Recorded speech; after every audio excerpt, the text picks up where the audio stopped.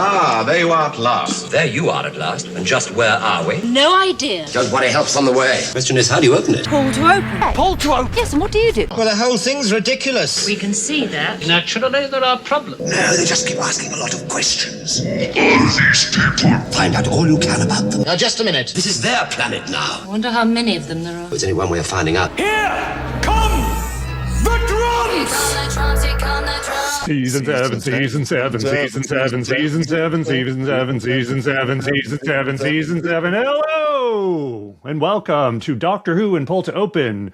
We're a random Doctor Who podcast. We bop all over the whole television canon and talk about various stories. And I'm Pete Pachal. And my name is Doctor Who and Chris Taylor. And we're a couple of guys, couple of journalists, couple of potholers, if you will. We like going down random caves in Doctor Who history. And wait, is that a dinosaur? Oh my God! Yeah. Does it have fangs like a saber-toothed tiger or a vampire? Because then it's really a dinosaur. 100%. That's right. Well, all I know is I have claw marks all over me from the random journey that we've been on Pull to Open. They will find my corpse with Pull to Open claw marks everywhere in it. Because here we are. Each and every one, bro. Here we are. Pete, is this the start of a new season for Pull to Open? Are we going out in the new year? Oh, it is. Guys, it is like, as you may have discerned from our initial intro there, this is season 7 of Pull to Open. This is the first story that we're attacking, the first podcast we're posting in the new year 2026. We're actually recording this a little before that, so for us we're sort of shifted in time a little bit, perhaps to a period where there were early fish and not a lot else going on the earth here in late 2025. We'll spend a lot of time arguing about which era we're in. I say the Eocene, and I will fight you to death, sir.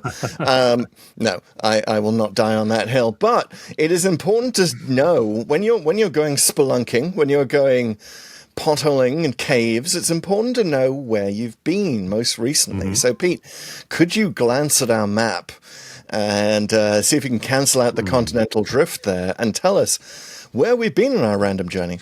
Yeah, okay. Looking closely here. Previously on Pull to Open, we were back in the Patrick Troughton era, towards the end of his run. It was a spaced-out, spacey space adventure in the Space Pirates. The Space Pirates. Who knew that? It was a missing story, which I think we were about to say. And who knew? Season 6. So that's definitely the past, guys. That is so the past. And it was written, my goodness, a line was about to be drawn under that, wasn't it? In 2 stories' time. Everything was about to change for Doctor Who. But yes. Well, then we really went to the past. We went all the way back to 1930 in two-parter, Dalek two-parter in the David Tennant times, which is Daleks in Manhattan, followed by Evolution of the Daleks. Although one of those was perhaps arguably not a Dalek. He was it was a new species of Dalek. A hybrid Dalek human, you might say. But yes, that ended with the Doctor being very concerned about potential genocide. Well, there was a genocide, as you recall, in that there's a lot of genocides going on here, that's right. Perhaps. But there was a genocide of those new Daleks. There was almost a genocide of the actual old Daleks. And then things were done. Then we were done with the genocides, but then we had to go to... Were we though? We had to go to another place where perhaps, genocide was probably going to come up at some point, but it was in London, 1966. Yes. And the very first time the Doctor visited the post office tower. I think that is what's most notable for it. Sure. Yeah, nothing War else Machines. The War Machines, or Doctor Who and the War Machines, to give it its full title. No, that's not its full title. But but arguably a genocide of Wotan. You know, Well, a singular, a genocide of an AGI. Only it didn't go through the sort of the Hal version of My Mind Is Going, and he starts singing Daisy Daisy. No, Wotan went very quickly, and we almost didn't notice it was a genocide when we left Doctor Who and the War Machines. I keep saying that because, of course, it is the only story in which the words Doctor Who are used as his name 3 times. Doctor Who is required. But And then we it was went. definitely required. We were required to go to Doctor Who, and the only episode with those words in the title of the serial, it is season 7, serial 2, Doctor Who and the Silurians. And that's it. The noise you just heard, the balloon dropping, the confetti everywhere that exploded all over the screen. We'll put those effects in post. That was our season finished-ometer. We've done it. We have a season 7 bingo at the start of season 7 of Pull to Open, which I did not know till this very recording. Which is fantastic. Mind blown. So, yeah, season 7, we'll be doing a little season 7 appreciation. Chris, what are your feelings toward the randomizer? Hi. The randomizer is a creature of great knowledge, and I keep going down into its caves and asking it for more of that knowledge, but somehow I just always end up tending for its wounded. And yeah, it's God. The randomizer is a harsh mistress. Basically, what I want to say for Christmas and New Year's, what we got was a kind of a difficult 7-parter with a lot to say about it. So a little bit, yeah. Thanks, randomizer. All 7-parters are difficult. Let's be real. In the grand scheme of watching television. Yeah. But yeah, there's a lot to say about this 7-parter in season 7 of both Doctor Who and Pull to Open. And we're going to get to it very shortly. But before that, we're going to need to kick off the season 7 run of the Whomoji Challenge. Oh, no. And we're going to do something different this time. We're not going to do just the normal me torturing you by naming emojis that correspond to a Doctor Who title and watch you sweat as you try to guess the title. Today, as kind of an experiment, we're going to be getting these emojis, yes, but both of us are going to be a little brain teased because I actually don't know the answer to this one. Oh my God. We're going to give ourselves a limit. We don't really know. We're going to just come to a good conclusion. But again, the time limit on this has to be 2 minutes. We can't let this get away from us. No, Pete, you're joining me on this. This is amazing. I'm joining you on this journey. We have no answer key. I was trapped in a cage for so many Whomoji challenges, and you've come down and you've saved me from these creatures. Not a cage, it's a cave, and I've rappelled down to join you. That's a thing that's actually not in Doctor Who the Silurians. They don't mention rappelling. They should say that. No, they should.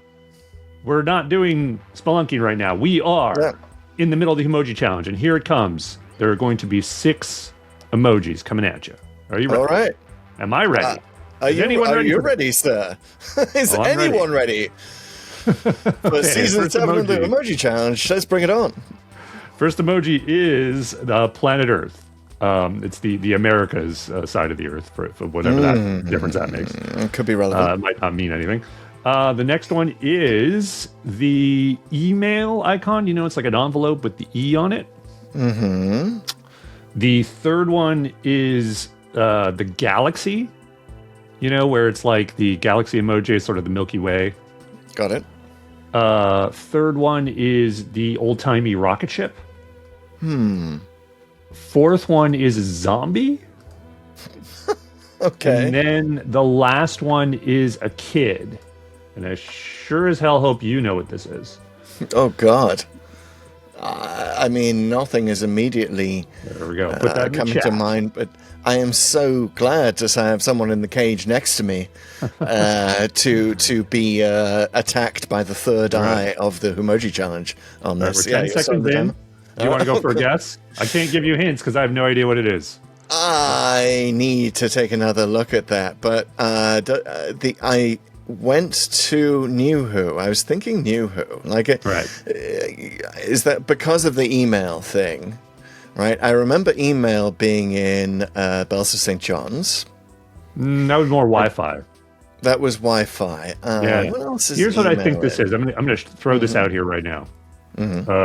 I think it's the Robot Revolution. Oh, yes. And I think it's the email thing is the star thing, and that's combined with the galaxy. Yes, the Star Registry thing. There's yes. definitely an old-timey rocket in that one. Mm-hmm.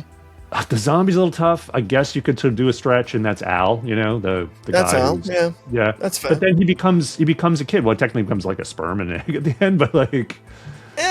maybe? I don't know. What was that last emoji again? It's a kid. It's a kid, yeah. Yeah. Yeah, I guess that might be it. That's as good a guess as I can think of. I can't think of any 75 other... seconds in, so... I really can't think of any other Doctor Who stories with email, unless it's... Isn't there some email in 11th Hour, or am I just thinking of laptops and browser histories? Maybe.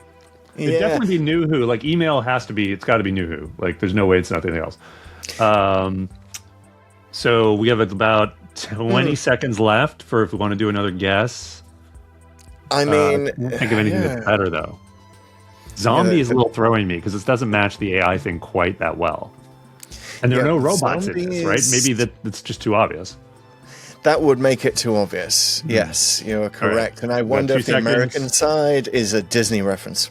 And ding, ding, we're going with Robot Revolution. Folks, I know you Whomoji watchers out there, if you have a more apt episode, please leave it in the comments, whether it's on YouTube or Spotify or wherever.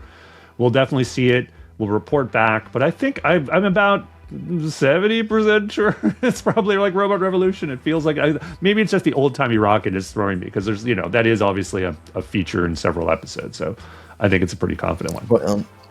Well, Pull to Open was all about experiments, so we've attempted one round of this experiment. How'd you like it? How'd you like the first out-of-the-box Whomoji? I spent the whole time kind of just the relief flooding through me that I'm no longer alone in this this torture chamber. Tell us how you liked it out there. Maybe we'll figure out a system where we can do that again. We are coming up on the halfway mark in terms of the number of episodes we've done of the show, so it's that's right. Change. We'll see. Season 7, we're actually gonna pass the halfway mark.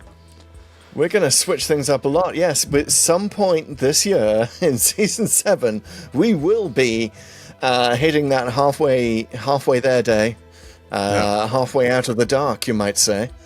I want to shout out to Pixel Kato, who is actually the person who submitted this Whomoji. If you are watching, tell us what it is. Let us know. And by the way, if you are a submitter of Whomojis, an answer key is most appreciated on these, but unless, of course, we end up going to this system where we're just both in the pit. But thanks so much. System. The best place to leave them, as always, Apple reviews on Apple Podcasts, but go ahead and drop them on our socials or on YouTube. Indeed, yes, please do that. And it's so nice. I don't know if I can go back to being solo tortured on the Whomoji channel, so maybe we will have to look at these things without the answer key in future and see how fast you can get there. But I like that we're getting at least potential season 2 of the new show, Whomojis, mixed up in here. That would be our first, right? It would be, yeah. If indeed that's what it is. I don't know. I'd have to check the codex. But well, maybe we'll get to... we'll get an answer to this as soon as we get a season 3 of the new show. No, we won't. We will answer it long before then. But yes, we're moving on to Poll to Open. If you're on Spotify, pull from the bottom of the screen, and you will see a poll down there. That's Poll to Open. That's where you can vote right now on Doctor Who and the Silurians. Do not mess it up and vote on the Silurians. Vote on Doctor Who and the Silurians, both of them. But we have some results from past show. These polls do stay open for an eon. There is an alarm clock that will wake us up and I'm sure it's not going to malfunction.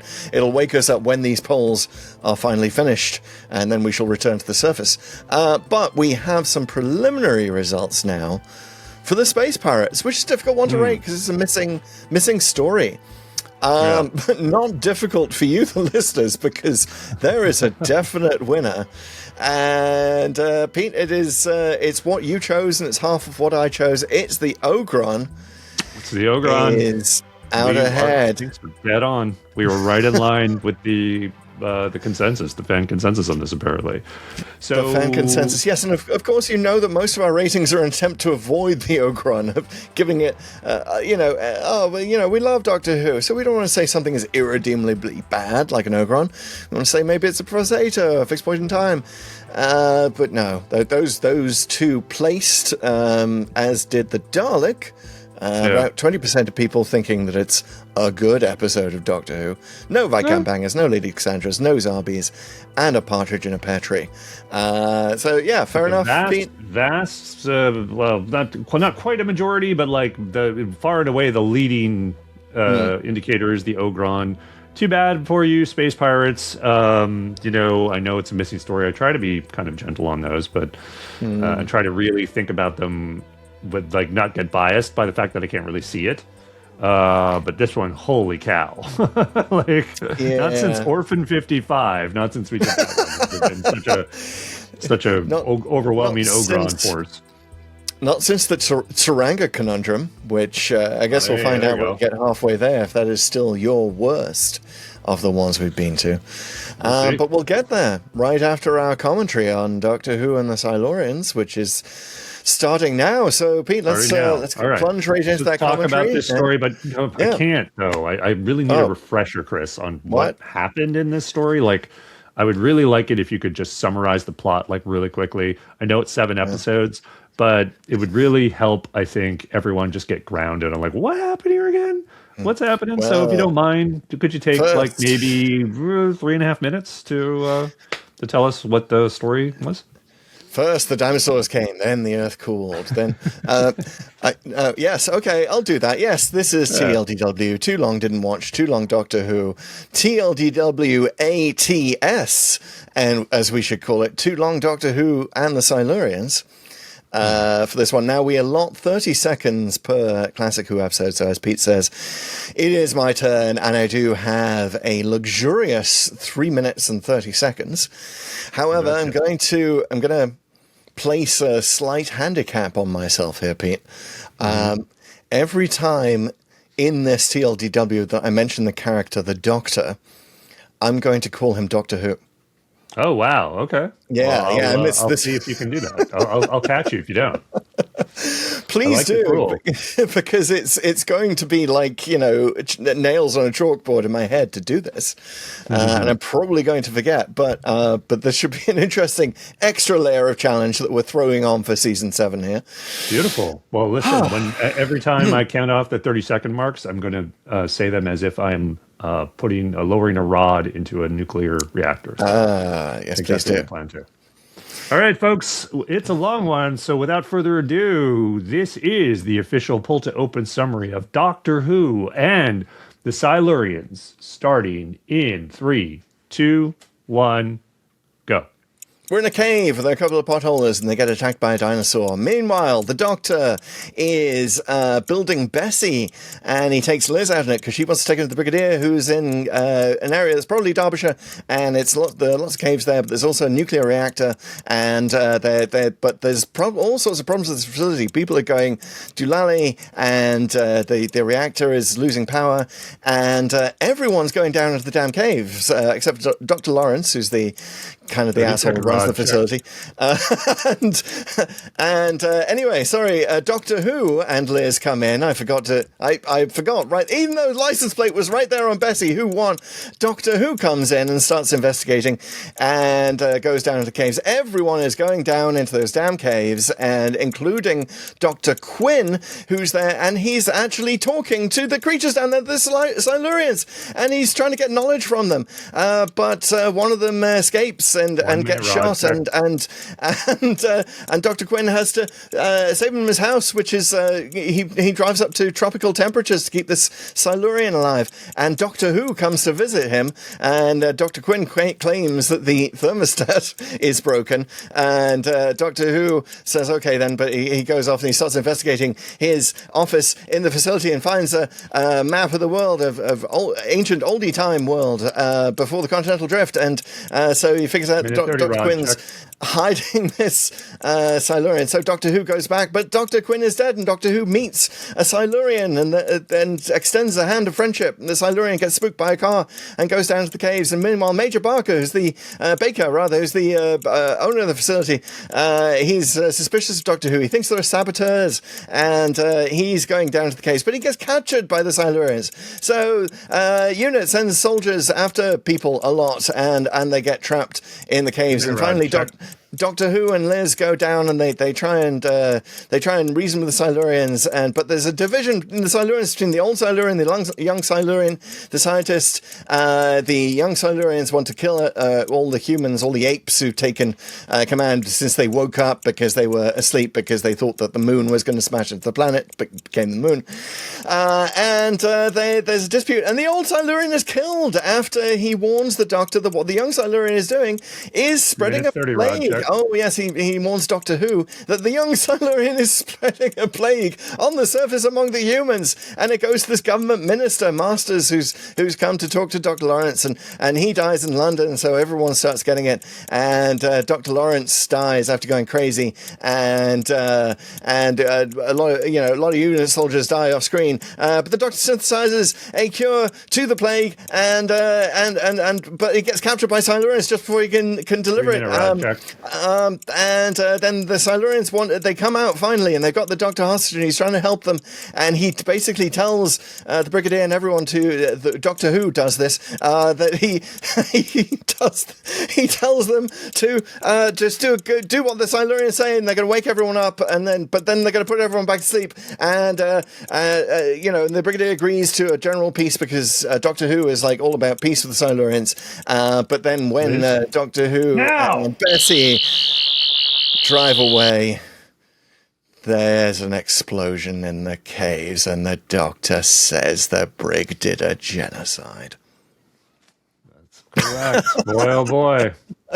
Didn't get it all the way in before I lowered all the rods, though. So we had a few seconds. Not bad, though. You got a lot of great detail, I got to say. That was very nice. Thank you. You almost remembered Doctor Who every time. Almost, except for the first time. Yeah, well, there was one. You got a little slip around 2:30, 3-minute mark, too, somewhere, when you were talking about negotiating with the old Silurian. Yeah, there was a lot of stuff. What happened in this? This is a twisty, turny story. There's a lot of like the beginning of the story looks very different from the end of the story. You know what I mean? I know it's still like the same sets and stuff, but like the things that are happening and the stakes and all of it is major characters have died. Most of the people we've met in episode 1 have died by episode 7. So the story changes quite considerably throughout, and there's a lot going on here. There's a lot going on. It's really hard to keep track of who is in the caves when, because they're constantly going up and down.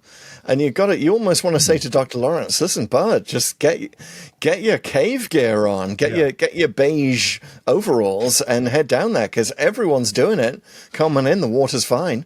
But I do actually want to start at the end there, because probably if you're more of a casual Doctor Who fan, like I was before I started doing this damn show, that you might know Doctor Who and the Silurians for two things. First of all, it's called Doctor Who and the Silurians, which is the only time this happened. It was a mistake that they just sort of took the script, which was called Doctor Who and the Silurians, which, by the way, Malcolm Hulke, writer of this, did not seem to know. Like Wotan and the crew of the War Machines did not seem to know that his name is not Doctor Who. There's an early version of the script where the Brigadier says, "Sorry, Doctor Who, I've made up my mind." Which, just imagine if that had made it through the filter and onto the screen. Nicholas Courtney would never have lived that down. But anyway, you know it for that. But you also probably know about the genocide at the end. It's sort of famous for that. It's sort of like, it's the moment where the Doctor butts heads with the brig. And I was surprised watching this the first time, knowing that was coming, that it really does just sort of happen in the last few seconds. Like, I wasn't really lying with the TLDW there. It's really just feels like it's tacked on the end. Or at least the Doctor's reaction is, which in fact it was. What we discover going back into the history of this is that Terrance Dicks added that dialogue, the script editor, who had convinced Malcolm Hulke to write this in the first place, even though Malcolm Hulke didn't want to write stories set on Earth. And he added this little thing about it being a genocide. Now, if you probably tell Pete, the fact that I said Major Barker, that I also read the book. The book is also famous. Major Barker is in the book, which is Doctor Who and the Cave Monsters. He's called Major. Monsters. Yeah, he's called Major Barker rather than Major Baker. He certainly barks a lot at some point. Certainly does. He does kind of lose it about halfway through, and really honestly, I think the story's better for it. I think it's cool how everyone everyone's mood mirrors the tension that the script is serving them, and then people get sort of increasingly histrionic, and as the stakes get raised, which is entirely appropriate. Well, the book is amazing. The book really adds to it. If you've not read it, go read it. I almost want to say read it instead of watching all 7 parts. But, do that if you've got the time. But certainly the book, it adds such a layer of depth, and Major Barker, as he becomes in the book, he shot an IRA sniper. This whole level of depth that shows you why he's, gives you the interior monologue. He's kind of a Reform UK kind of guy, really, and he wants to send those Silurians back to where we came from. But in the book, it's not a genocide. In the book, it ends with the Brigadier is just sealing off the caves, and Liz knows about it. Yeah, so interestingly, there's a little bit of room for interpretation here, even in the serial, which is to say the Brigadier's line is, "I want that Silurian base sealed permanently." He doesn't say he wants it destroyed. He doesn't want to say let's kill them all. There's also the way it's shot, where the Silurian, the young Silurian, is sort of reviving, like he's barely alive, and he's trying to revive someone out of hibernation. That noise is still happening, and you can kind of see in the background that hibernation chamber opening. So it seems like they were planning kind of a sequel, or officially or unofficially. Maybe they're just leaving it open. I don't know, but there's enough there to kind of go back and maybe something happened here. Now I wouldn't say it's been retconned, because it's pretty clear. The Doctor dialogue is he's just killed them all. And I think most people, fan consensus is now that that's what happened, right? And it's kind of there's been, if you actually, I don't want to get too far into other adventures right away, but in Warriors of the Deep, there's kind of an implication that the Silurian the Doctor meets there is the same guy as the old Silurian in this story. Whoa. I think generally the fan consensus has been no, that can't be right, because this has to end in a genocide. And I'll just say one last thing about it. I was going to say a couple more things about it. One, that it's kind of like what I said in AnyWho.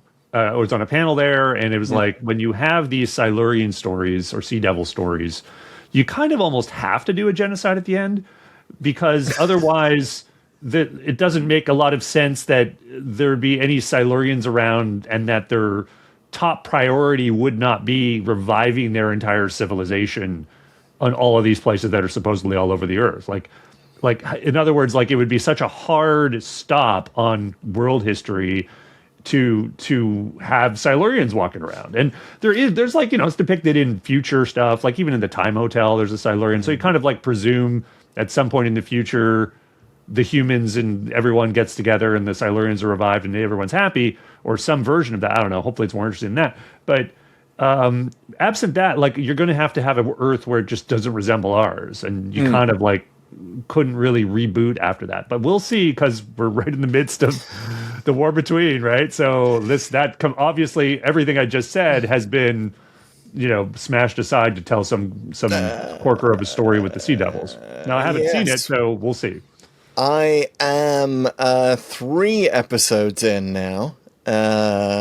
But yes, no spoilers. I've not. It's not yet. I will say it's not yet reached the stage where everything I know about Doctor Who has been smashed to smithereens. But I get the sense that something like that is coming up. But I've managed to avoid being spoiled on it so far. But yeah, we'll get to talking about that. But yes, it is. This story really is a mood, isn't it? I mean, it's an extraordinary one, and it's a pivotal one. And you cannot say that this is just another Doctor Who story. Like this comes in just as they're rebooting the show. Yeah. Spearhead from Space came before it. That was kind of a gimme. That's kind of just like you've just got to, get Pertwee out of the TARDIS into the hospital, introduce a new villain for him to fight. Like you've got all your setting up to do. You've got your unit setting up, Liz Shaw setting up. This is where the rubber meets the road. And I think that we all really owe Malcolm Hulke a debt of gratitude for making this what it was, which is in many ways the first Doctor Who story where the Doctor really extends a hand of friendship first.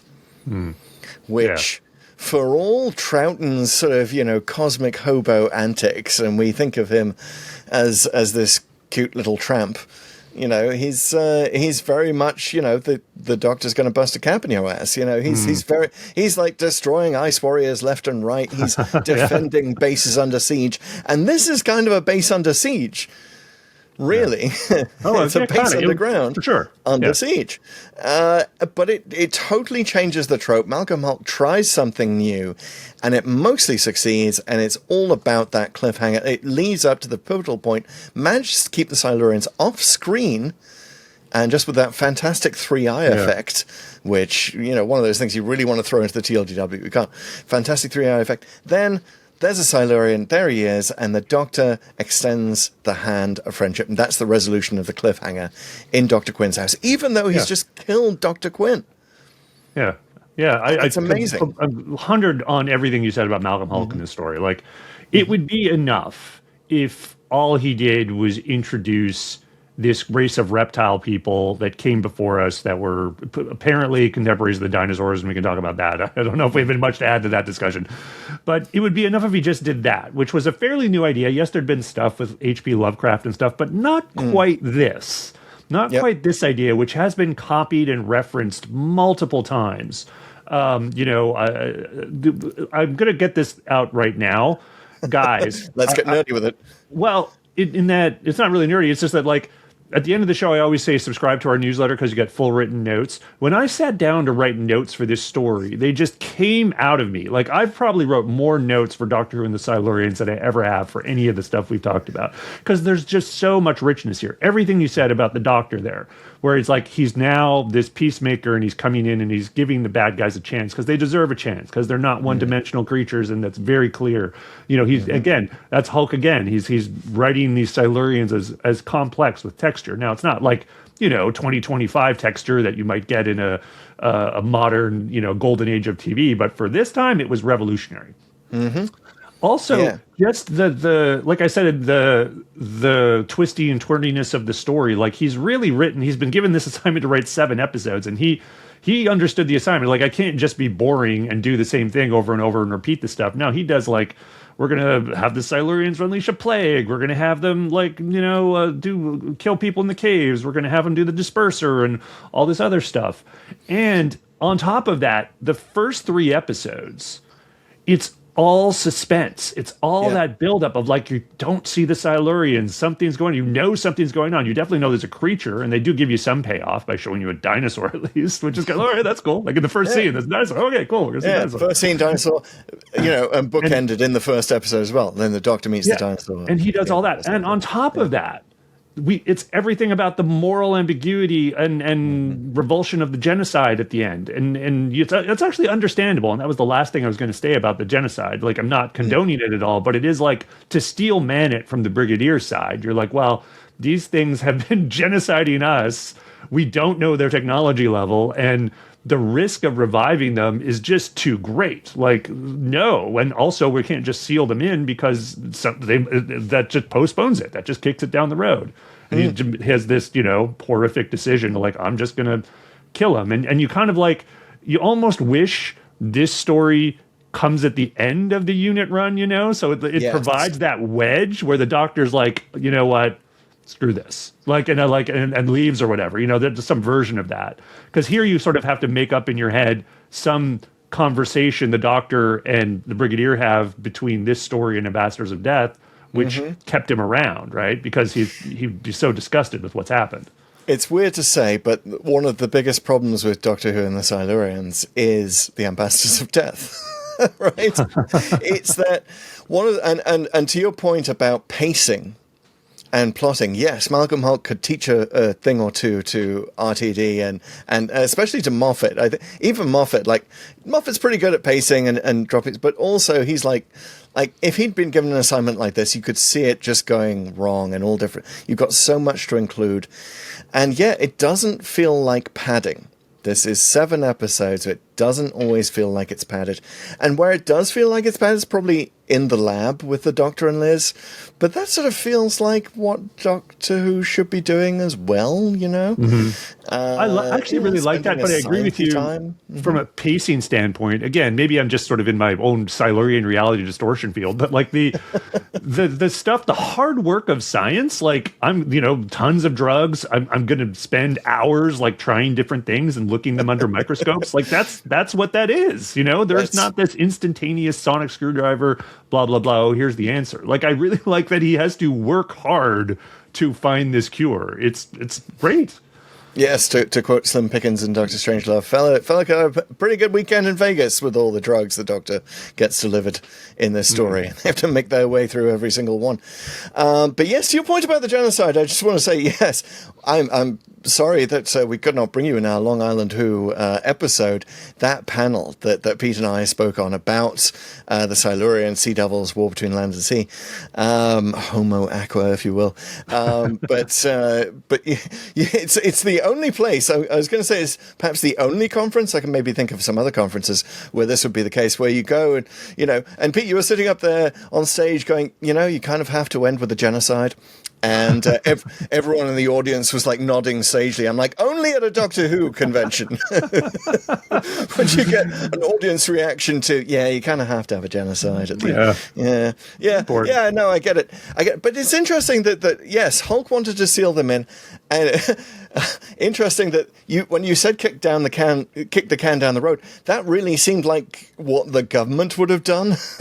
Right. Like that's kind of what governments do. They kick cans Labor down the take road. Care of it, Yeah, exactly. Let the next guys come in. Actually, Labour was still in power when. I mean, okay, we can argue where in the dating controversy this story is, but yes, this was filmed at the end of '69, shown at the very start of 1970. Labour was still in power. We didn't yet have the shock Tory victory propelled by Major Bakers all over the country, bring the right wing back in power for the first time since '64. But yeah, so that is the timing of it, and for that time. If perhaps Masters had survived, he too would say, yeah, just seal them in, kick the can down the road. Like, let's deal with this in 50 years, which is just, it's so wonderful because there's a point at which the Silurians are like, we'll just go back to sleep for 50 years. Mm-hmm. Right. Which, if you do assume that this takes place in 1970, means they come out in 2020. And I just love the idea. The Silurians wake up in 2020 and are like, right, okay, well, the pandemic will have cleared all those apes off, and let's go outside and breathe that fresh air. What the heck? It's a pandemic! Not our pandemic, it's a different pandemic. I know, but would the Silurians have contracted COVID-19? That's an interesting question. I did not ever think I'd be asking myself. Yeah, well, the Silurians have incredible technology. They can disperse the Van Allen belt. They can create tunnels instantaneously and reseal them. Yes. They can summon dinosaurs, apparently mutate dinosaurs to make them kind of weird, but also obey them. They can create force field doors instantly, except they don't know how to set alarm clocks. That's the one weakness. It's their, their kryptonite, their yellow power ring. It's just, they know what do it is?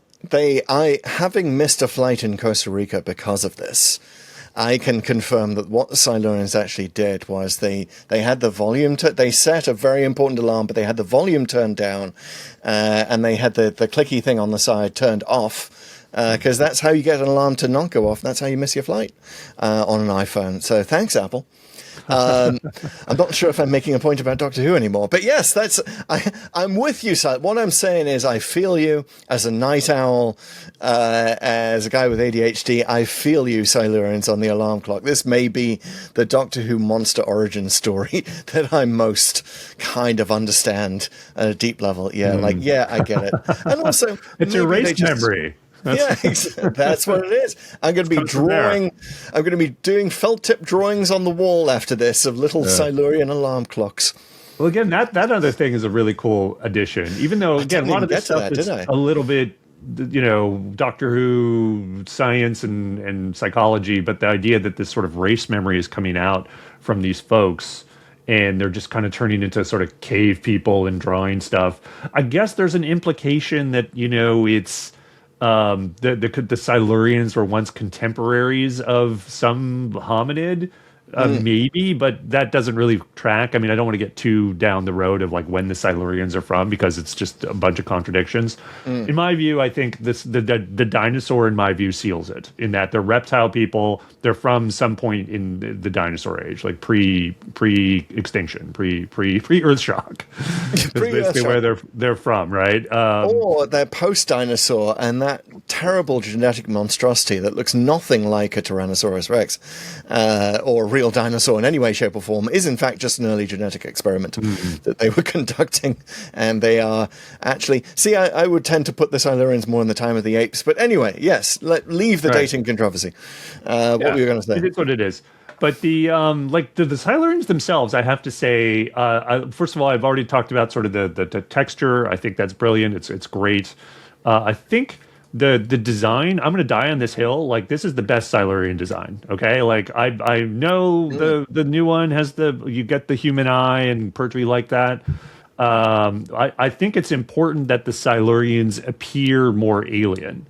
I think like the fact that you kind of look at them and you have kind of a revulsion, I think is an important aspect to it, that they're so different from us. I also kind of like that their eyes are at a little bit of an angle. I really like the mask, and that might be just me. I don't know. I just really like how alien they are. I hated the sort of update they did in Warriors of the Deep. I really don't like the new one. Nothing really has come like these Pertwee designs. This and the Sea Devils, I think, sort of nailed it, because they were really trying to do something more than just like humans with sort of that either look exactly like humans or with sort of slightly different stuff. They really went for it. I think it works here. I think the actors, because they have a rubber mask on and you can't see any facial expression, they're forced to sort of exaggerate their movements. They do. In this case, it might be... Well, it might be serendipitous, but again, to my mind, that adds to the alienness of it, right? That they're kind of like twitching, and they're kind of doing this whenever they're doing their third eye beam stuff, and the old Silurian is like, and the new Silurian's always like standing up, and it's kind of like they sort of finding their own little mannerisms in doing this. I could even tell who the scientist was, and he has a much more like stilted delivery.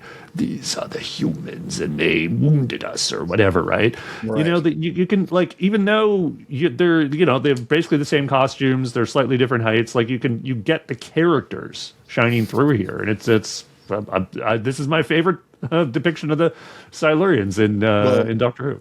Here we go with the first disagreement of our season 7, because a lot of what you're saying I like. I think that they're spooky. They're spooky in that sort of 70s rubber mask way that you don't necessarily, that you can get sometime, in the same way that sort of the Davros rubber mask was spooky. It's got similar qualities to that.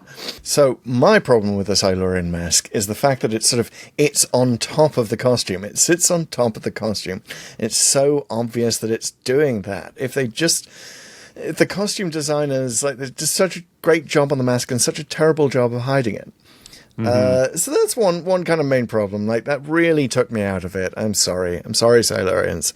Well, it's not perfect. It's still 1970s Doctor Who. Like, I'd rather they based new Silurians more off this design and Yeah. did more like CGI stuff to make it look cool. I think you're right. I mean, I did happen to recently watch some Christmas Doctor Who with Madame Vastra in the Snowman, so I got a close-up look at the new version. I gotta say, I'm more of a fan of the new version. I like eyes that emote. I know that the Silurian actor, singular, in terms of the voice actor, did a really good job differentiating between those voices. You know, talk about classic Doctor Who problems. Get the same guy to do all the Silurians. Peter Halliday. Yeah, that's the guy. Shout him out. Good job. MVP of the Silurians that isn't Malcolm Hulke. Well done, Peter Halliday. But yeah, and then the strut, it just kind of looks a bit ridiculous. And there are a few moments in the Silurians where you're thinking, as all Doctor Who fans are thinking, we've talked about this before on the show, could I show this to a newbie? Could I suck someone in with this? And there's a lot of the Silurians, well, Doctor Who and the Silurians, where you say yes. Where you say, yes, this feels very adult, which was indeed incoming producer Barry Letts did not have time to be disappointed by the dinosaurs. Running joke on Pull to Open, Barry Letts was disappointed, but he was not yet disappointed by the dinosaur here. But he was. Well, he was barely involved, apparently. Barely involved, but he did see the audience research that said that I think it was something like 58% of people watching Doctor Who in the UK at the time were adults, which was unexpected. They thought it was more of a kid show. So, okay, let's make it more adult. And whether that came before or after this, he came in at just the right time here with a story that kind of was good and meaty and adult and proper. So yes, I think that a modern viewer would like a lot of this, but damn, those masks and the fact that you're just spending so much time looking at it in 2025 eyes, or 2026 eyes. There we go. You're spending so much time watching two guys in rubber masks pretending to talk to each other. I just got very sort of like, Klingon in Star Trek Discovery vibes, where it's like just too much of that. Too much. Yeah, like I say, I think the script is good enough, and that the alienness of them is cool enough that I was totally into it. I watched this with Grace. I didn't watch all of it with Grace though, so because of we had sort of scheduling issues, and I watched the first 3 episodes without her, and then she came in episode 4, and she was kind of like, there were 3 episodes before this? Like, I'm totally with it. Like, I get it. What's going on now? And I understand that, because the first 3 episodes are a slow burn. It is like the first act of Aliens, right? It's all suspense. You're not seeing anything. It's all like set up. And then the story really gets going in episode 4. And I get that, but I also think that is not bad. That is not a strike against the Silurians. And early on, okay, yes, all Doctor Who, old classic Who was too long, and you could definitely take chunks out of it. But all the stuff with Quinn, his sort of mystery there, his relationship with Miss Dawson, and all the sort of world building, scene setting, stakes establishing that go with everything Peter Miles is doing as Dr. Lawrence, as the director. Like from minute one, okay, this guy is the dick in charge, and he's like rubbing up against the Doctor and the Brigadier almost immediately. And so all of that sort of tension as it's escalating, like I think really is necessary to really fully appreciate the Silurians. You need at least some of it to sort of get that through line. And again, that big reveal at the end of episode 3, where the Silurian, you finally see it. It walks into the room and is ostensibly about to attack the Doctor. I got to say, I've never missed the scream so much. It was only one more story when the scream, like the Masters of Death, gets to the scream. I really wanted the... But, the scream, the sting. Go back and listen to our Bastards of Death podcast, by the way. That's where we talk about that. We talk so much about that sound, which will come in. But you're not wrong. I want to say, you're not wrong. It was only the rubber mask thing that I think is going to be hard for modern viewers. I'm going to say something controversial based on what you just said, which is that I actually think Doctor Who and the Silurians is too short. Wow. For two that reasons. Might be the most controversial thing ever said on Pull to Open. Okay, tell me more. 2 reasons. First of all, I think you do need kind of an episode 8 or, a season 7B as it were, where you do get the sort of the Doctor chewing out the brig for committing a genocide. Like, it does feel like that's a missed opportunity to add another layer of drama to the story. But also, having read the book, or listened to the book, by the way, book's available on Spotify. Caroline Johns reads it. You can also listen on Spotify to Caroline Johns reading, doing the linking narration for the entire thing. Caroline Johns, Liz Shaw, in case you didn't know. But she reads this book. Liz Shaw is amazing in this. Amazing, but my goodness, those miniskirts. Liz, if you want to be taken seriously by all of the old dudes in this, maybe choose the white coat of a scientist's profession. But yes, but because you mentioned Dr. Quinn and Miss Dawson, and that is one of the subplots that really comes out, I think, in the book, much more, and that kind of belonged in the show, is that she was really sweet on him. Now, you kind of get that, but also he was kind of encouraging it. They were kind of dating in a sort of are they, aren't they kind of way, just going for a lot of walks together, and you really get more of the sense of the character. But I will say, well, we're talking about Dr. Quinn. There is a thing that doesn't really make sense in this, which is he almost kind of wants to be caught, that guy. He's Fulton Mackay plays him. Fulton Mackay is brilliant. You can really see, if you didn't know this, he was considered as a possible successor to John Pertwee. He could have been the fourth Doctor. Fulton Mackay plays Dr. Quinn in this. He was, in fact, best known on 70s British television for playing a prison guard in the sitcom Porridge, which every Brit knows. And he's amazing in that. He's just such an amazing actor. And he plays guilty so well that you're like, oh, God, he's going to get... I can't... You almost feel anxiety for him, right? He's going to get caught. And why did he bother going into the barn where the Silurian had been found? Like, it was so obviously out of his way between his cottage. But it is like you want more of him, and you definitely want more of him and Pertwee, right? That fantastic scene where Pertwee comes to Dr. Quinn's house. He knows he's hiding a Silurian, and they're just they're playing off each other, and it's a wonderful showcase of the new Doctor. I love that scene. I love Dr. Quinn overall, and it's a shame he didn't get a death scene. Yeah, I really like that performance too. I like that he's kind of like, I think it was really well cast, like, because he's kind of this all smiles guy, and it's like, oh, I get why everyone kind of like gets along with him, but he's really not a good guy. Like, he's keeping the Silurian prisoner. He wants this. This is like he sees as his ticket to whatever, like he's scientific knowledge, I guess. And I got the sense, like, yes, definitely that he and Miss Dawson had a thing, but it was definitely more her than him, and he was using her. That was sort of the impression. Again, you kind of have to fill in a lot of this yourself, because to your point, maybe another episode I don't know if I could take another episode between the beginning and the first look at the Silurian. But yeah, there's a lot going on in there. And like, yeah, to your point, that all that stuff with Pertwee and his sort of verbal chess match with him, when he's talking about, it feels like the reptile house in here. And he's like, well, I'm going to I've already called for someone to fix it, my thermostat, and blah, blah, blah. Yes. It's really, in the like, book, it makes no sense in that scene. The Doctor's like, I'll fix it for you. And the dude's like, no, I've already called someone from the company. And that's a bit like, that's a bit too much. But in the book, he's like, no, I'll break my warranty.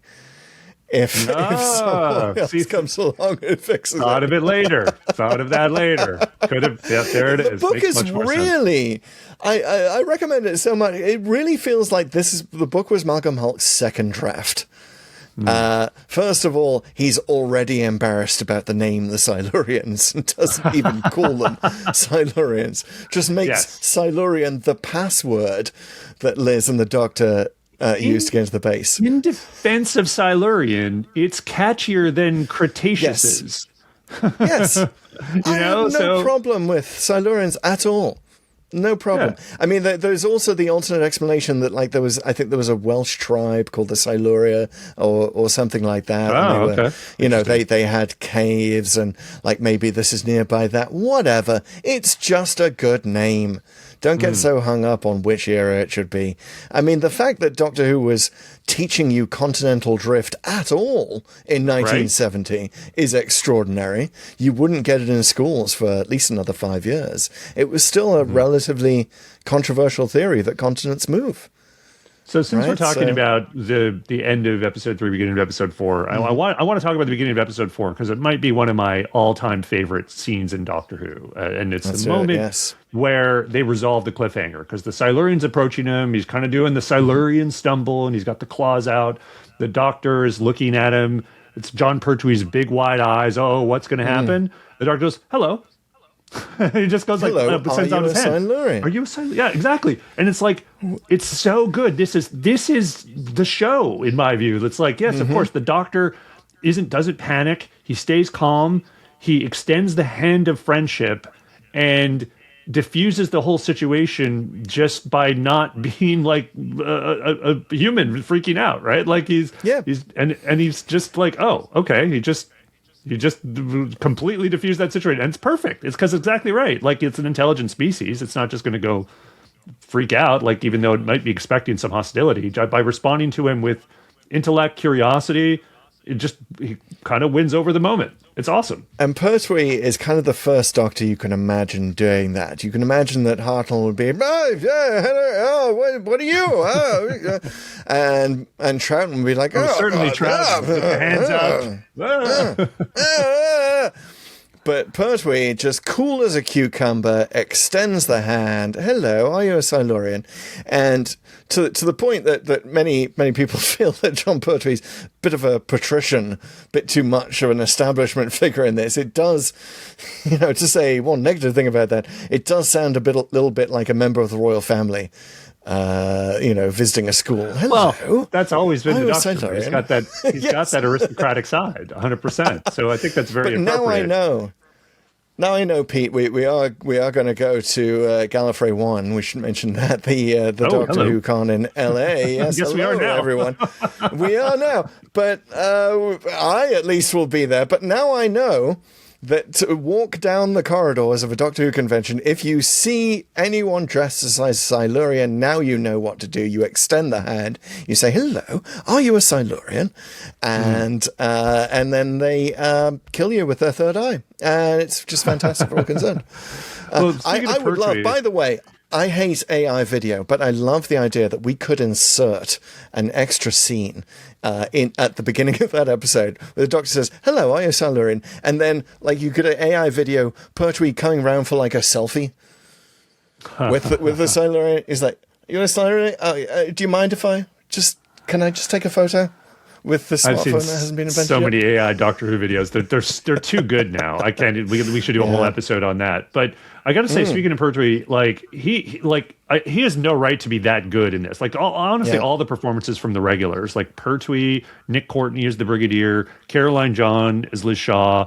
Like they're just like, this is peak. Like they're all bringing their A game. Like there's no point where you're not believing the situation. And again, with 7 episodes, you actually have a lot of room for sort of like character texture and these sort of making some interesting things out of scenes that just have to move the plot along. Like one of my favorite scenes actually is when they realize Masters is gone and the Brigadier tells Liz Shaw, "Look, we got to get him. Like, you got to help me." And she's like, "Hey, I'm helping the Doctor, and you're a member of UNIT." And it's like, she stands up for herself as a scientist. Like, I'm not going to man the phones.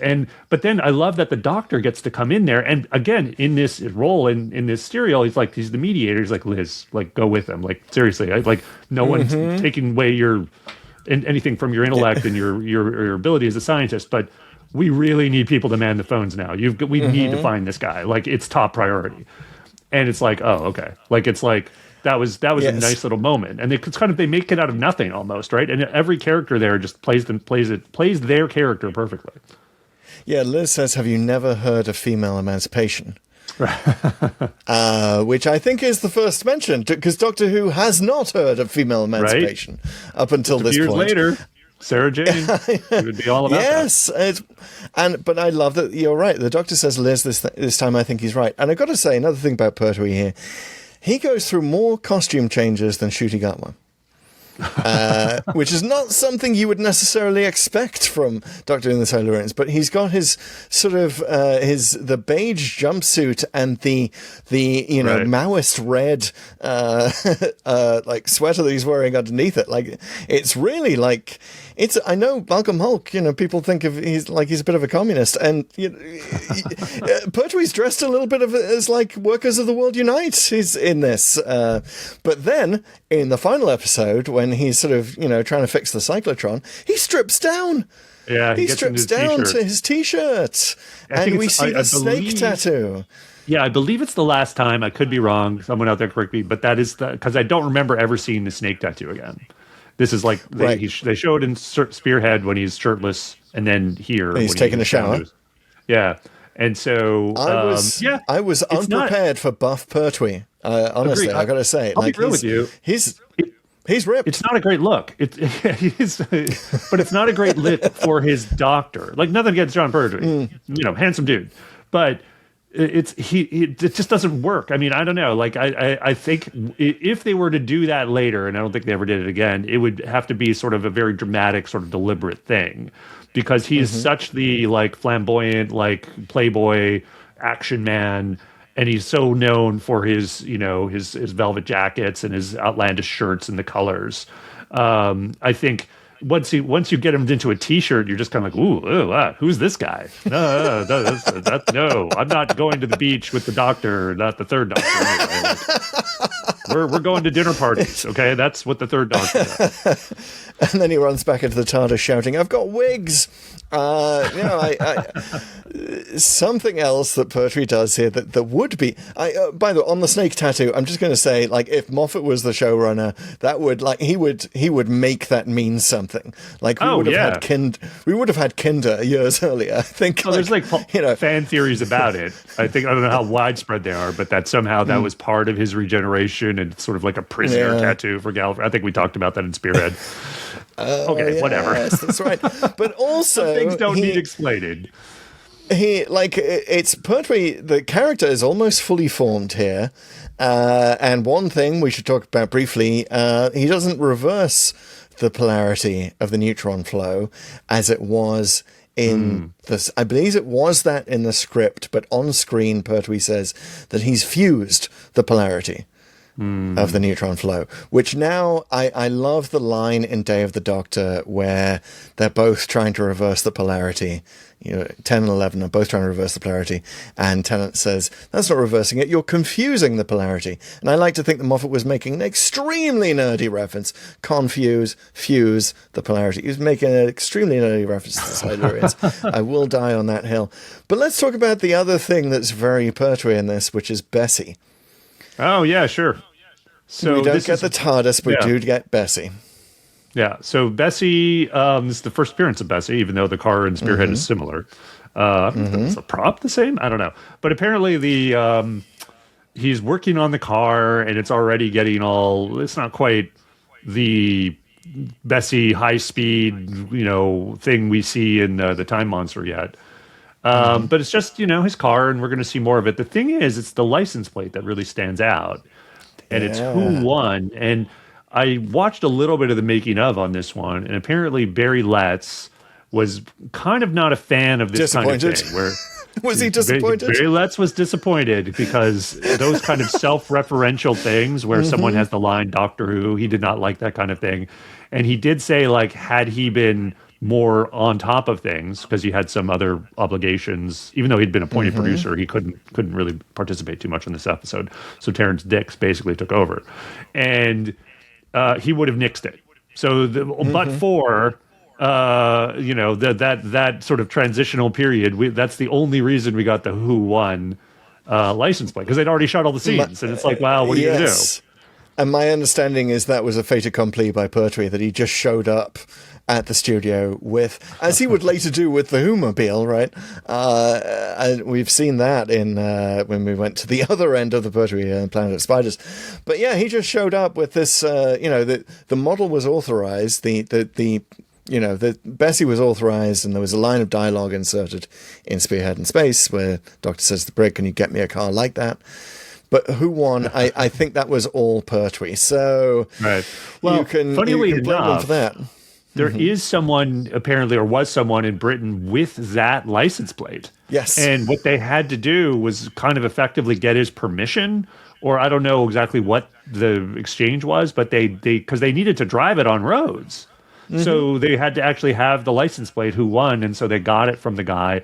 And he was apparently not credited, and he wrote in to the production like, hey, I'd like at least a thank you or an acknowledgement in the credits or something. And this is where Barry Letts sort of came in and was like, hey, wait a minute, why are we even doing Who Won? What's going on?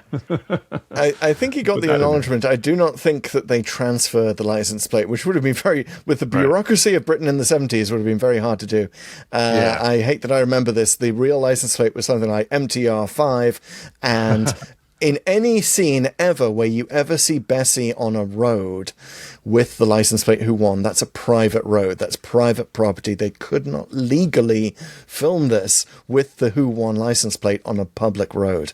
So you can zoom in on lots of scenes and see it's a different license plate. So really getting really nerdy about Bessie. But I do not believe... Well, go ahead. Finish your thought. I was just going to say, like, this is the first Doctor Who story ever without the TARDIS featuring at all.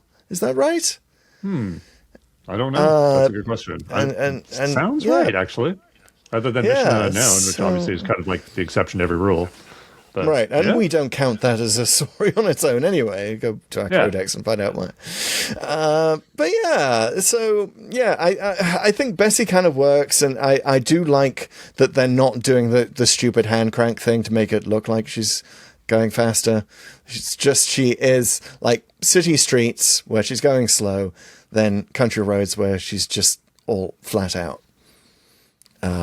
There's a lovely point in the novel, by the way, where Liz Shaw says, does it go? Which just reminds me that this was also the year that Monty Python began, and that, nudge, nudge, wink, wink, does it go? Does it go? Eh? Was a very, very popular sketch at the time. But anyway, yes, so that's Bessie. Not just at the time. But yeah, I thought the whole thing at the end where he puts some chemical in the radiator and it comes out the tailpipe, and I thought that was, fine. It's fine. That felt like if anything feels like padding in the Silurians, it's that. It works as a sort of a thing. You think that's going to be the end of it, and it's like, oh, it's a cheesy thing for the Doctor Who, to do at the end of his story. Don't know why I'm going Scottish, but flips the tone. And then it flips the tone, and I like it for that. Anyway, I never thought that Pull to Open would answer the question of what was the original Bessie license plate. So it's impressive. But, we actually have some other questions to answer. We do? And those are the 4 questions to Doomsday. I think that must be the air conditioning. Why did the randomizer take us here? Oh, wow. So many reasons. We go from the War Machines, which not only mentions Doctor Who, but also was sort of seen as a template for the Pertwee era, mostly. A little bit of the Trout sort of template for the Troughton era, but really long-term template for the Pertwee era. By the way, one of the scientists in the book, you hear in the book that his father was called Sir Charles. I think that might be Dr. Lawrence. That might be why. Yes, right. So there's a Sir Charles in the War Machine. So, yeah. And at the same time, of course, the war between the land and the sea is happening. You did ask for Sea Devils / Silurians. You said you would take the show, so it did take us here because of that. But yeah, the connections between this and War Machines, not just that, but also, only use of Doctor Who being used as a name in the show if you don't count Missy, and then only use of the Doctor Who title. And actually, I should say, all of this has been wiped away by Wishworld. Right? What do you mean? With Conrad reading out all of the Doctor Who and books on the screens in Wishworld. Right. Put the cat among the pigeons there for the Doctor Who and titles and mentions. But yes, there's definitely that connection with the War Machines, with the with Doctor Who that's on today, and just yes, and the Randomizer loves season 7. We should give a shout out to season 7. Yeah, so I have some other connections for sure, but we can definitely take a minute to talk a bit about season 7, this is really like such a sort of pivotal season of Doctor Who. We've talked about it before. You mentioned it earlier. Like Doctor Who was, I guess, sort of on the verge of being canceled anyway. Like the season 6 could have been the last season, and they said, let's go for it. Another season. Let's recast. Let's reduce the episode count so it's manageable, and let's try this Exile to Earth thing to sort of make sure we can actually do it. And holy cow, did it just blow the doors off that that idea, and just all the stories in this season were just really impressive. And so it's I wanted to shout out our friends over at the Doctor Who show, even because it's funnily enough, we're recording this just after they've posted one of their list maker episodes where they talk about usually the best of certain things. And they recently did a list of the best seasons of Classic Who.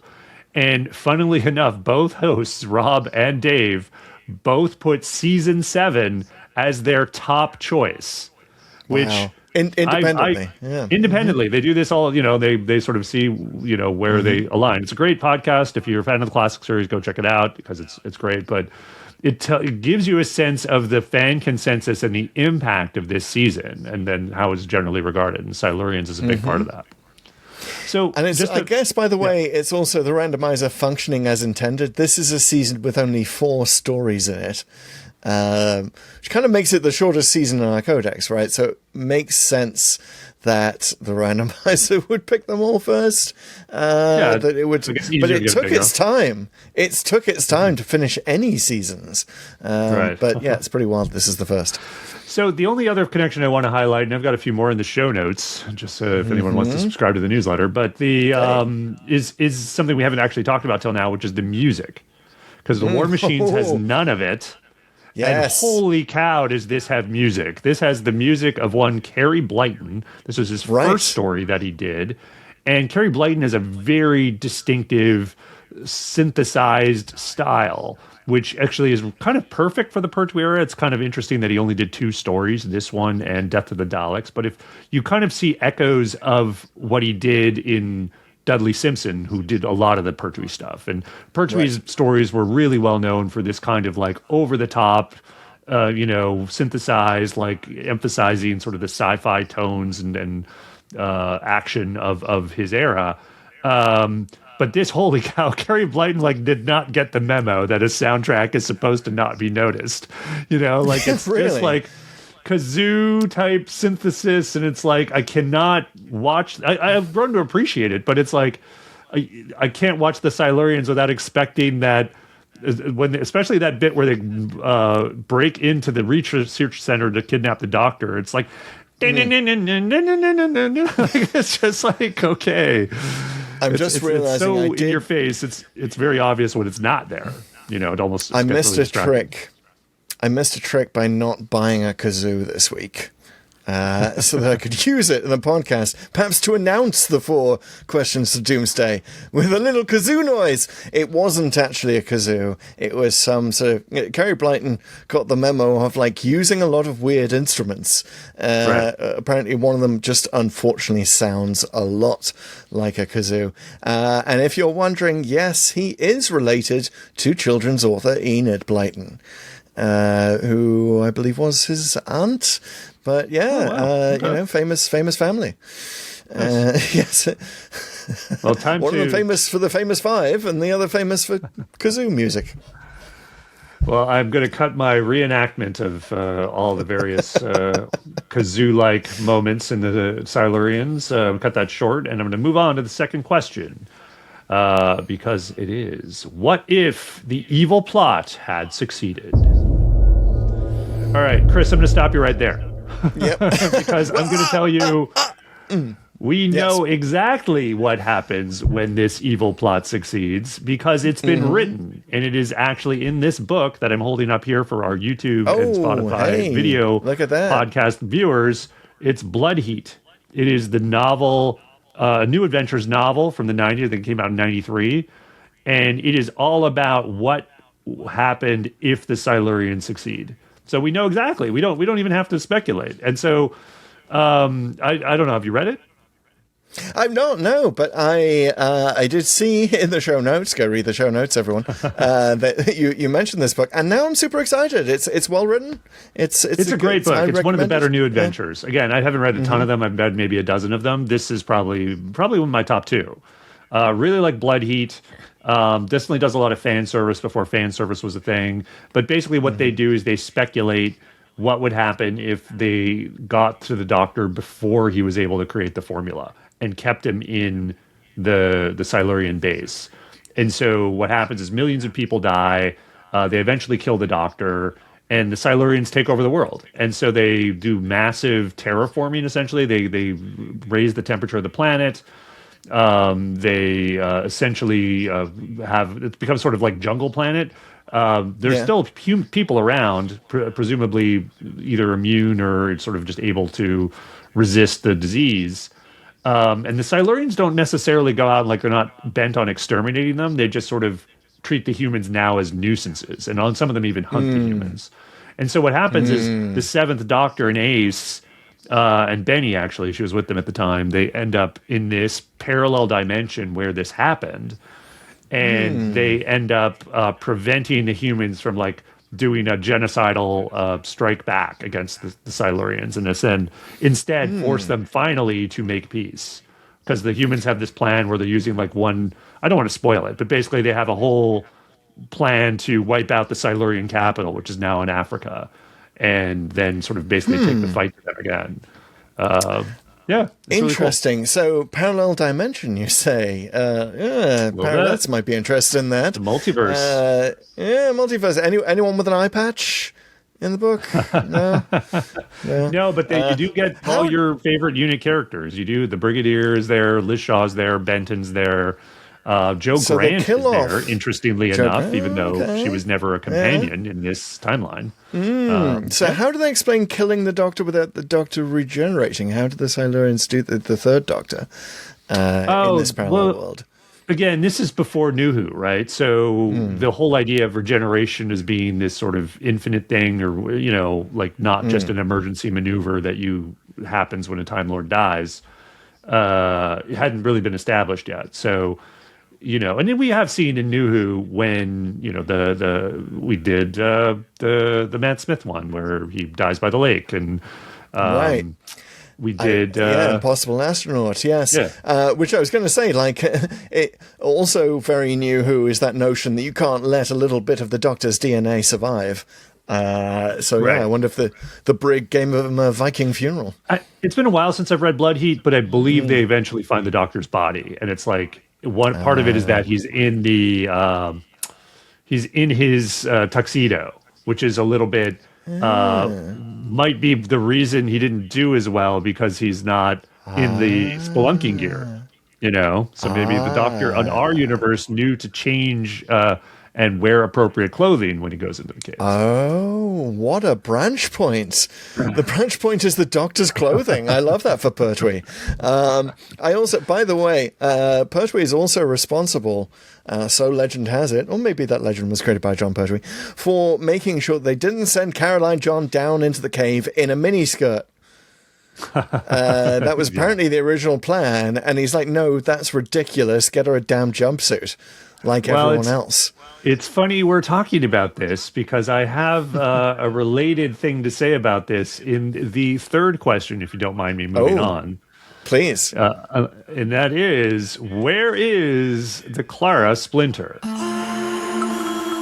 Clara Oswald, of course. Splintered in time at the end of The Name of the Doctor.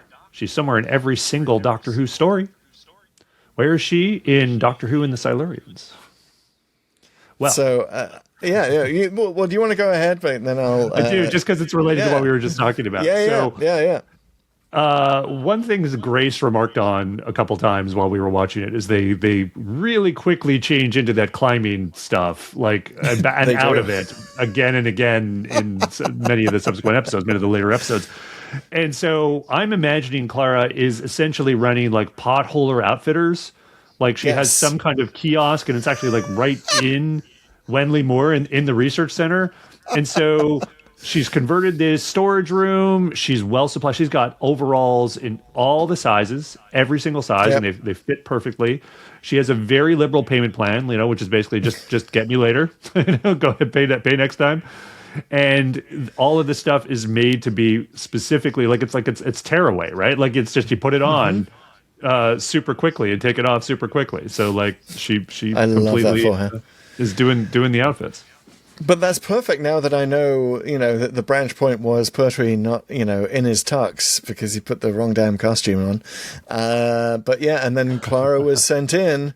The Clara Splinter arrived to prevent that from happening. Yes, she's preventing Pertwee from being too fabulous, which would have been dangerous to the Doctor at this point. I love that for her. And it kind of dovetails with what I was thinking, which is we've had Clara as kind of a receptionist and sort of controlling access.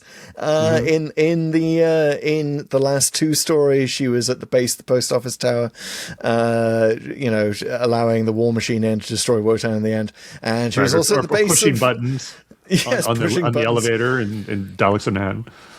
Exactly. So she's controlling access to, and now I think this is Clara, who may actually be, maybe she's running the cave outfitters at the bottom as well, but I think she's also at the top, with the terrible security that people are just coming into this all, like the minister just walks in without anyone knowing. By the way, Jeffrey Palmer would also show up, and the mutants, fantastic British actor, just great job of dying of the plague. But great job as masters, perfectly officious. But yeah, everyone's just coming in. The password in the show, I think, is like Starburst or something, like super easy. Like, that's sort of, the unit password is Buffalo levels of problems for, we've got that in Aliens of London. Just hack into the computer. By the way, not a spoiler to say, the first episode of The War Between features Russell Tovey forgetting his unit password. Oh. And I was yelling at the screen. I was not the only one going, Buffalo, Buffalo. It's obviously Buffalo. So yeah, Clara's making sure the password is super easy. Everyone's getting into that base who wants to get out. Everyone's getting out, apparently, because this plague needs to happen for the events of the story to unfold. And yeah, Clara's controlling the exits and the entrances.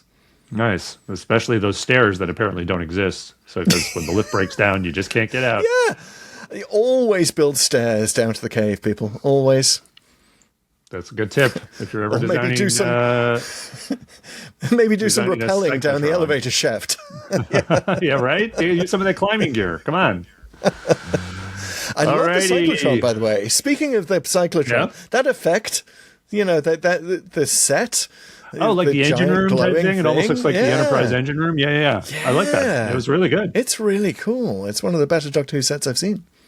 Yeah. No, it does. It looks great in color. And I'll have more to say about that as we answer the fourth question, which will finally get our thoughts on the episode fully. But I will tell you about that after I tell you exactly where to subscribe to that newsletter, guys. Because again, I've got so many notes on this one. I fit like maybe half of them into this podcast, but you can get them all if you just subscribe at pull2open.net. Go to pull2open.net, get full written notes. It's also a great way to just get reminded we have a podcast. It goes right in your inbox. Good times. But now it is time for the fourth question, the final question, the only question that matters for Doctor Who and the Silurians. What did we think of this story? The Pull to Open rating system has 7 ratings. There's the Dalek, which is a good episode of Doctor Who. There's the Ogron, which is an irredeemably bad episode of Doctor Who. There's the Professor Hater, which is a not-so-great story, but hey, at least they tried something. The Viscount Banger, which we reserve for the best of the best. The Fixed Point in Time, which is a story beyond rating, usually for reasons of nostalgia. The Lady Cassandra, paper-thin plot, but hey, at least it looks good. Or the Zarbi, a story that is so bad, it's actually good. What do you say about Doctor Who and the Silurians?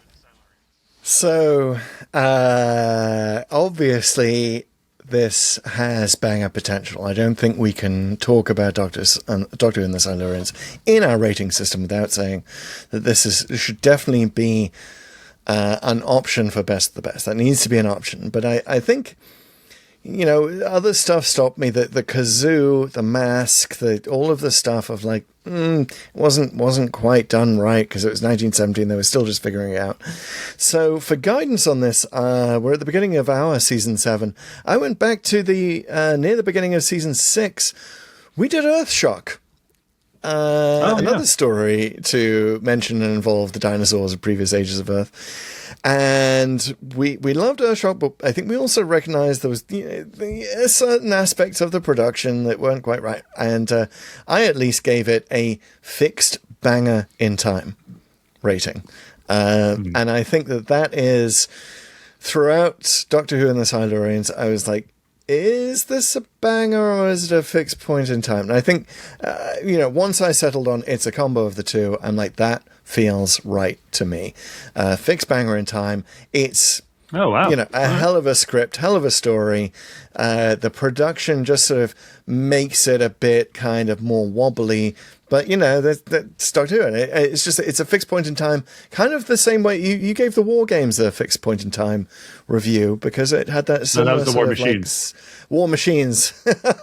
Yes, you said you were going to be making that mistake the whole episode. I am continuing that mistake, and we'll continue it for the rest of the run of Pull to Open. But yes, the War Machines had that sort of template setting thing. You gave it a fixed point in time. I kind of want to do the same for the Silurians, but I also recognize its banger nature. So yeah, fixed banger in time for me. Well, I've always loved this one. I loved it as a kid, even though when I watched it back in the 80s, they only had the black and white version, at least in circulation. And so there was a restoration of the color version. Like they didn't find color episodes, but I think they restored the color from, because they were, I forget exactly what the technology is, but it was sort of preserved in, do you know how the original film and stuff, or it was preserved? Yeah, but, well, I mean, not the technological aspect of it, but it was preserved because of the US screening. This was the first Doctor Who episode to be sold to the US to Time Life. They did a sort of a batch of like around 50 episodes. And so there was a colour screening of Doctor Who and the Silurians in the US, and it was from a tape of that the colour was restored. Nice. Oh, way. So thanks, America. USA. But like, I gotta say, like, it's just such a great concept. The script is awesome. I've been raving about it. All the performances. I gotta say, John Pertwee just looks so confident. Like, he has no right to be this confident in his second story. It's like his doctor is fully formed. He's also just sort of dropped all like the kind of goofball stuff that was there. Maybe like, and it would come here and there, but it's like the stuff it was in Spearhead. He still had a little bit of that comedy here. Like, he's just, I'm the doctor, I'm serious. Quite all of it.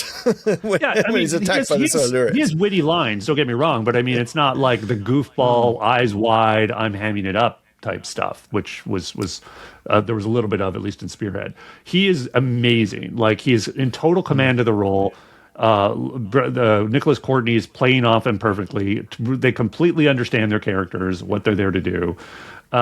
Just really great. I really enjoyed watching this one. I mean, there's no doubt in my mind, this is a Viscount banger. It might honestly, after this viewing, it might be my favorite Pertwee. I'd have to watch Inferno again, but like, again, everything I said about season 7, I would echo from those guys in the Doctor Who show. This is such a great season. This is a banger. Definitely worth your time if you're exploring like the classic series. And if you were very familiar with the classic series, go watch it again, man. Silurians holds up. Yeah, man. Yeah, go spelunking in these caves again. There's definitely plenty of places to explore in these caves that you haven't already. Go watch it if you're a newbie. Go watch it if you're an old hand. Do be prepared for rubber maskiness and, lots of authoritarian figures shouting at each other. But yeah, you'll have a fine old time. The color looks amazing. And I will also add there's Avon from Blake 7. Paul Darrow plays Captain Hawkins. This is long before he would appear in Blake 7, but he's looking good. I mean, he's the one he's the one who makes those weird unit jumpsuits that they wouldn't have for very much longer. Kind of really like it works for him. And Paul Darrow, I don't know if he was ever talked about as a potential Doctor Who, to use the character's name. But I actually I remember this as a kid, and I think it might have been in the shows getting yanked off the air. No, it isn't kind of phase between Baker and McCoy. I had a dream in which he was Doctor Who, and I had the massive issue because I'd seen him so much in Blake 7. His character has an off again, on again thing with Servalan, who's the evil figure in that, and they're just kind of always like making out. So that's what he was doing in the TARDIS in this dream. No, it wasn't one of those dreams, but it was a dream in which I was young enough to still be disgusted by kissing, and I was like, oh my god, they put that's Avon's brought kissing to Doctor Who. I don't know how I feel about this. I don't think I like it. And that was immediate. That dream, I remembered it because, of course, some years later, like 10 years later, we would find Paul McGann being the Paul Darrow, if you will. So yeah, good times. When we get into the dream discussion, I think that's an indicator that we need to find the TARDIS, even if it's just a console. Smash it, smash that dematerialize button, and activate the randomizer. Yes, pausing only to wonder, why was Doctor Who not messing about in his TARDIS yet?